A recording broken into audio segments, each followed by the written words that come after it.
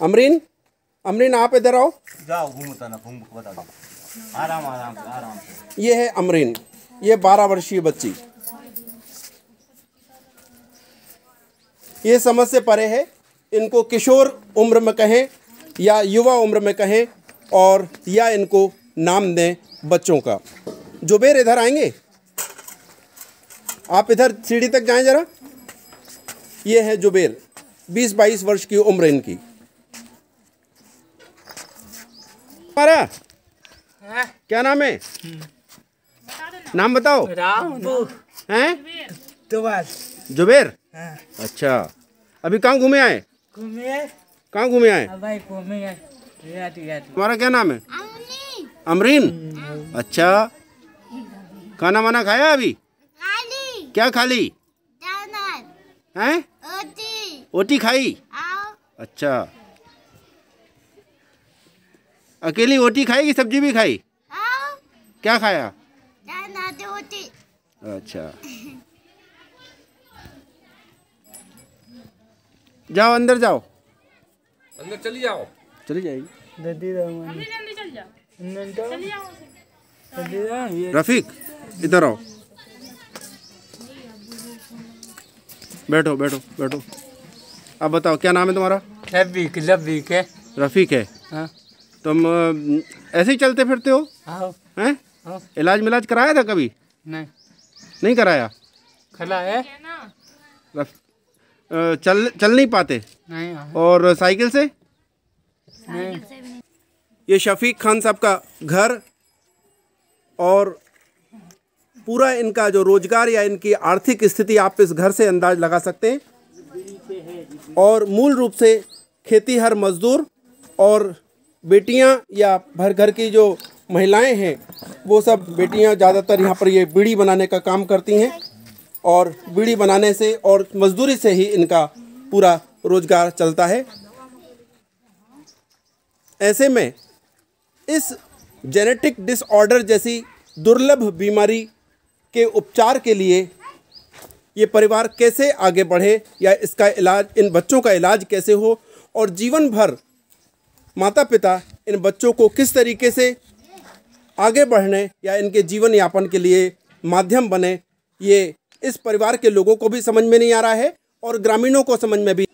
जिला मुख्यालय से करीब 55 किलोमीटर दूर मोहम्मदगढ़ गांव, और मोहम्मदगढ़ गांव अभी चर्चा में या सुर्खियों में इसलिए भी है क्योंकि यहाँ पर जिस घर के पास हम खड़े हुए हैं शफीक खान साहब का घर है, और शफीक खान एक श्रमिक वर्ग से आते हैं, और इनके परिवार में 3 ऐसे बच्चे हैं, बच्चे तो नहीं कहना चाहिए, युवा हैं, लेकिन जो उनकी हरकतें या जिस तरीके से उनका बिहेवियर है, उनका व्यवहार है, वो पूरी तरीके से बचपने का है।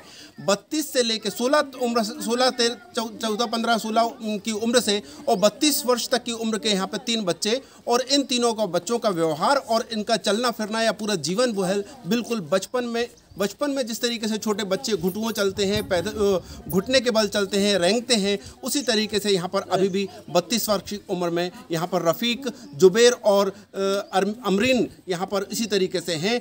और गांव वाले या परिवार वाले इसको पोलियो मान रहे हैं, लेकिन आपको बता दें कि एक्सपर्ट से जब बात की गई, पत्रिका ने जब एक्सपर्ट से बात की है तो उन्होंने इसको जेनेटिक डिसऑर्डर बताया है। और जेनेटिक डिसऑर्डर इस मामले में कि क्रोमोसोम्स में एकदम परिवर्तन आने के कारण इस प्रकार की स्थितियां बनती हैं, और 2005 में तुर्की में इस प्रकार के केसेस मिले थे, और इसके बाद ये माना गया कि ये रेयरेस्ट मतलब दुर्लभतम केस में से एक है, और इस प्रकार से फिलहाल इस पर शोध की आवश्यकता है कि ये क्या मामला है और इसका इलाज कैसे हो सकता है। फिलहाल अगर हम देखें तो ये 3 जो युवाओं की उम्र के जो बच्चे हैं, ये युवा होते हुए भी बच्चों की तरीके से जिस तरीके से व्यवहार कर रहे हैं, एक तरीके से ये कहा जाए कि माता पिता को और परिवार वालों को छोटे छोटे बच्चों की तरह इनको नहलाना धुलाना पड़ता है, और 1 साल 1.5 साल या 6 महीने के 8 महीने के बच्चे जिस तरीके से घुटुओं पैर चलना सीखते हैं, उसी प्रकार की स्थिति यहाँ पर इन 32 वर्षीय 18 वर्षीय और 11-12 वर्षीय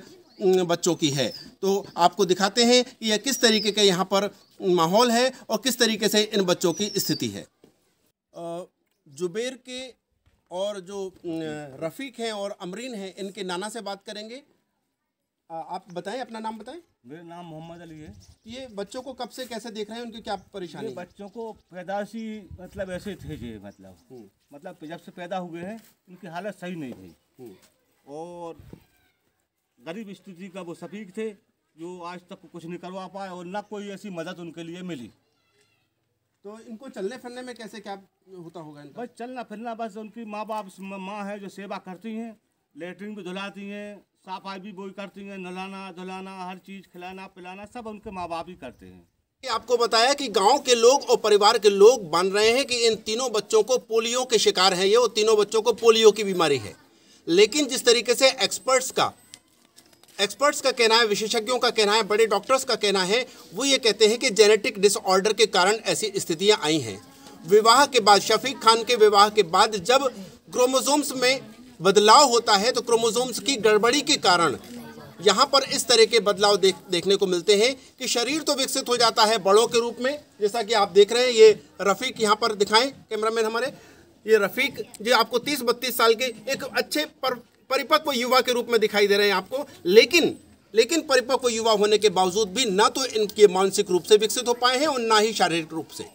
शरीर ऊपर से युवा के रूप में दिखाई दे रहा है, लेकिन जब इनके चलने की बात आती है तो ये चौपायों की तरह चलते हैं, घुटनों के बल चलते हैं। मतलब हथेलियों को जिस तरीके से हमारे पूर्वज शुरुआत जब हुई थी कि मानव बना था, उस समय पे जब आदि मानव जिस तरीके से चला करते थे, उस प्रकार की स्थिति आज भी मजबूरी है इनकी कि पैरों के साथ में हाथों को भी ज़मीन पर इस तरीके से रख कर और फिर चलना फिरना हो पाता है। गांव में बाहर जाने की तो सवाल ही नहीं उठता, क्योंकि ये तो बिल्कुल घर से बाहर ही नहीं निकल पाते हैं। और यहाँ तक की स्थिति बनती है कि इनको नहलाना धुलाना और इनके शौच आदि की व्यवस्था भी इनके माता पिता को खुद करना पड़ती है।